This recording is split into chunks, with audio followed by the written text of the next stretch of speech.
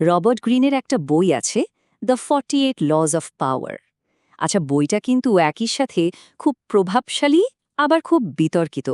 তো চলুন আজ আমরা এই বইটার ভেতরেই ডুব দেব, দেখব এর জটিল ধারণাগুলো আসলে কি বলে। আচ্ছা, আমরা কিন্তু সরাসরি বইটা দিয়ে শুরু করব না, বরং এর একেবারে মূলে থাকা একটা বেশ অস্বস্তিকর ধারণা দিয়ে শুরু করা যাক। ম্যাকিয়াভেলির এই কথাটা একবার দেখুন, কি সাংঘাতিক। এ একটা লাইনে কিন্তু আমাদের পুরো আলোচনার সুরটা বেঁধে দেয়, আমাদের ভাবতে বাধ্য করে যে আচ্ছা, ক্ষমতার এই বিশাল দুনিয়ায় আমরা যে নৈতিকতার কথা বলি সেটা কি আদৌ কাজ করে। বইটা বলছে এই যে পুরো দুনিয়া, এটা আসলে একটা বিশাল রাজদরবারের মতো, আর আমরা সবাই সবাই এর ভেতরে আটকা পড়েছি। আমাদের সব সম্পর্ক, সব যোগাযোগ, সবকিছু পেছনেই চলছে ক্ষমতার একটা সূক্ষ্ম খেলা, ঠিক যেন পুরনো দিনের রাজসভার মতো, যেখানে সবাই নিজের জায়গাটা ধরে রাখতে বা আরেকটু ওপরে উঠতে সমানে কৌশল করে যাচ্ছে। এখন কথা হচ্ছে, এই যে এত জটিল একটা খেলা, এত বিপদ, এর জন্যে যদি একটা রুল বুক বা গাইড থাকতো তাহলে কেমন হতো বলুন তো। আর সেই গাইড বুকটাই হলো রবার্ট গ্রিনের এই বিখ্যাত বইটা। বইটা আসলে কি? এটা হলো ক্ষমতা কিভাবে অর্জন করতে হয় আর কিভাবে সেটা টিকিয়ে রাখতে হয় তার একটা সংকলন। আর এর সব সূত্র প্রায় ৩,০০০ বছরের ইতিহাস ঘেঁটে বের করা। বইটার দর্শন কিন্তু খুব পরিষ্কার। বলছে যে এই খেলায় যদি জিততে হয় তাহলে কয়েকটা জিনিস লাগবে। নিজের আবেগকে পুরোপুরি নিয়ন্ত্রণে রাখতে হবে, সবসময় কয়েক ধাপ এগিয়ে ভাবতে হবে, আর ক্ষমতাকে দেখতে হবে একটা খেলার মতো, যেখানে নৈতিকতার কোনো জায়গা নেই। এখানে আসল কথা হলো জেতা বা হারা, ভালো বা মন্দ, এসবের কোনো দাম নেই। বইটার অ্যাপ্রোচটা ঠিক মতো বুঝতে হলে চলুন এর সবচেয়ে বিতর্কিত আর অদ্ভুত সূত্রগুলোর একটা নিয়ে কথা বলি। এই সূত্রটা শুনলে আমাদের একেবারে গোড়ার বিশ্বাসে একটা ধাক্কা লাগে। বলা হচ্ছে বন্ধুদেরকে নাকি খুব বেশি বিশ্বাস করতে নেই। ক্ষমতার খেলায় বন্ধুদের ওপর ভরসা করাটা হতে পারে সবচেয়ে বড় ভুল। কারণ হলো ঈর্ষা। খুব সহজে এটা বন্ধুত্বের সম্পর্কে ফাটল ধরিয়ে দেয়। তো এই সূত্রের একটা জ্বলজ্বন্ত উদাহরণ আছে বইটাতে, একটা ঐতিহাসিক ভুলের গল্প। চলুন আমরা বাইজেন্টাইন সম্রাট তৃতীয় মাইকেলের সেই দুঃখজনক গল্পটা শুনি। দেখুন কি হয়েছিল। মাইকেল তার বন্ধু ব্যাসিলিয়াসকে এতটাই বিশ্বাস করতেন যে একজন সাধারণ সহিস বা আস্তাবলের কর্মচারী থেকে তাকে তুলে এনে রাজ্যের সবচেয়ে ক্ষমতাধর মানুষগুলোর একজন বানিয়ে দিলেন। কিন্তু এই বিশ্বাসটাই তার জন্যে কাল হল। ক্ষমতা হাতে পেতেই ব্যাসিলিয়াসের লোভ বাড়তে শুরু করে, আর তার শেষ পরিণতি, সে তার সেই উপকারী বন্ধু সম্রাট মাইকেলকেই হত্যা করে সিংহাসনটা দখল করে নিল।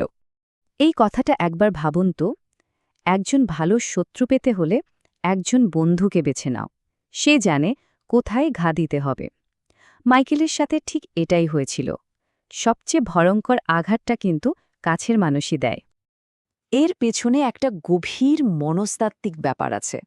বইটা বলছে যখন কাউকে দয়া করে একটা বড় সুযোগ দেয়া হয়, বিশেষ করে বন্ধুকে, তখন সেই দয়াটা একটা সময় তার জন্য বোঝা হয়ে দাঁড়ায়। সে আর কৃতজ্ঞ থাকে না, বরং তার মনে হতে শুরু করে, আরে এই সাফল্য তো আমার প্রাপ্যই ছিল। তখন জন্মায় বিরক্তি, আর তারপর বিশ্বাসঘাতকতা। আচ্ছা, এটা তো গেল সূত্র ভাঙার ফল। কিন্তু যদি কেউ এই সূত্রটা ঠিকঠাক প্রয়োগ করে, তখন কি হয়? চলুন এবার আমরা খেলার একজন সত্যিকারের মাস্টারের গল্প শুনি। ঘটনাটা ১০ম শতাব্দীর চীনের। নতুন সম্রাট হয়েছেন সুং, আর তার সিংহাসনের চারিদিকে ঘিরে আছে তারই বন্ধু সেনাপতিরা। তিনি খুব ভালো করেই জানতেন এরাই তার সবচেয়ে বড় হুমকি। মুখে বন্ধুত্বের কথা বললেও যে কোনো সময় পিঠে ছুরি বসিয়ে দিতে পারে। সম্রাট সুং কিন্তু ভয় দেখানোর পথে গেলেন না। তিনি এক অবিশ্বাস্য চাল চাললেন।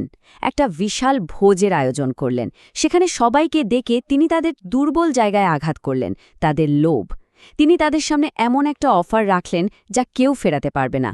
বললেন, এই ক্ষমতার অনিশ্চয়তার জীবন ছেড়ে দাও, এর বদলে নাও বিশাল সম্পত্তি, আর বাকি জীবনটা আরামে কাটাও।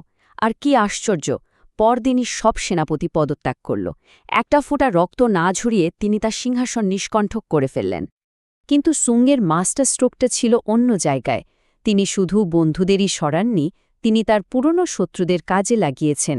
পরাজিত রাজাদের শাস্তি না দিয়ে তাদের ক্ষমা করে নিজের দলে টেনে নিয়েছেন, কারণ তিনি জানতেন একজন প্রাক্তন শত্রু যাকে ক্ষমা করা হয়েছে সে নিজেকে প্রমাণ করার জন্য যা করবে একজন সুবিধালোভী বন্ধু তা কখনোই করবে না। এদের আনুগত্য অনেক বেশি খাঁটি হয়। তাহলে দেখুন, দুজনের মধ্যে পার্থক্যটা আকাশ আর পাতালের মতো। সম্রাট মাইকেল বন্ধুত্বকে বিশ্বাস করেছিলেন, ফল বিশ্বাসঘাতকতা আর মৃত্যু।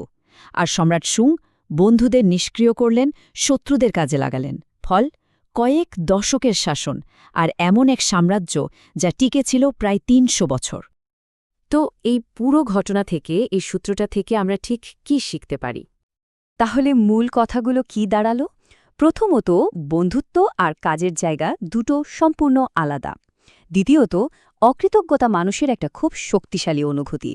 তৃতীয়ত, একজন প্রাক্তন শত্রু নিজেকে প্রমাণ করার জন্য অনেক বেশি অনুগত থাকে। আর সবশেষে, বন্ধুত্বপূর্ণ সম্পর্কের চেয়ে যোগ্যতা আর দক্ষতা অনেক বেশি জরুরি। সত্যি বলতে কি, পায়ের কাছে একটা শত্রু থাকলে আমরা সবসময় সতর্ক থাকি, আরও ধারালো হয়ে উঠি।